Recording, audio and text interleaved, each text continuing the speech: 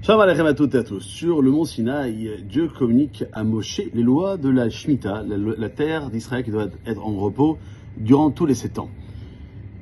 Tout travail agricole, tous les 7 ans, doit cesser, et les produits de la terre seront à disposition de tous, hommes et animaux. 7 cycles sabbatiques sont suivis de la 50e année qui s'appelle le Yovel, le jubilé, pendant que le travail agricole cesse également.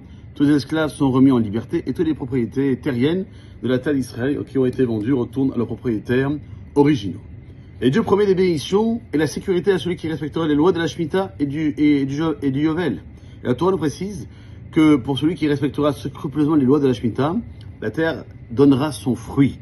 Cette bénédiction étonne. La Torah aurait dû dire la terre donnera une abondance de fruits. Que signifie la terre donnera son fruit? Comment comprendre cette expression? Rapportons un texte du Maseret Ketuvot qui rappelle l'épisode de Rabbi Yoshua ben Levi qui se trouvait dans le Golan. Et il observait un verger qui appartenait à un non-juif. Et il s'est exclamé « Je vois des veaux dans ce verger ». On lui a répondu que ce n'est pas des veaux, mais bien des raisins qui étaient effectivement impressionnants par leur taille immense. Ainsi, Rabbi Yoshua s'adressait à la terre en lui demandant de ne pas rendre de telles faveurs à des peuples étrangers en Israël. L'année d'après, Rabbi Chia s'est arrêté dans ce même verger. Et là, lui aussi, le verger a dit, je vois des chèvres dans ce verger. On a retenu que ce n'était pas des chèvres, mais bien des raisins. Ils ont poursuivi leur réponse à Rabbi Chia en leur demandant de partir tout de suite. Ils craignaient que lui aussi s'adresse à la terre en voyant de telles bénédictions. Alors, à travers cette explication, ce passage du Talmud, on nous enseigne la chose que la bénédiction de la Torah, qui veut dire que la terre donne son fruit, c'est-à-dire que la terre donnera tout son potentiel. Elle donnera le maximum de ce qu'elle a la capacité de donner. De ce passage du Talmud, on voit que nos yeux peuvent être ébahis devant des choses grandioses.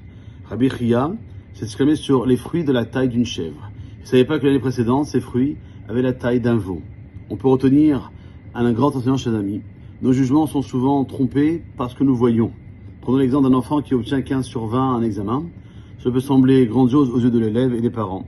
Seulement, il est possible que ce même élève soit capable de ramener systématiquement un 20 sur 20.